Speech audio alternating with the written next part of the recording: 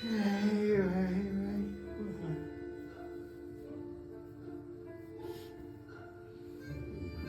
شما مگه فیلم باید داشته باشین؟ چی؟ یعنی از این فیلم نوستالژی باید داشته باشین.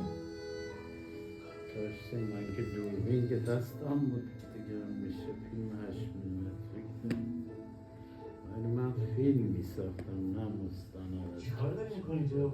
خودتو پنگ کرده اینجا نمیگی و یکی میاد میبینته؟ ببینه میگم تو مأموریت دادی از دانشجو فیلم بگیرم دارم میبینم. واقعا اشتباه سن و پنج هستی تو. این چیه پوشیدی؟ چقدر بهت میاد؟ آدم میتونه کارگر باشه مأمور باشه، صبور باشه مأمور باشه، یادت رفت.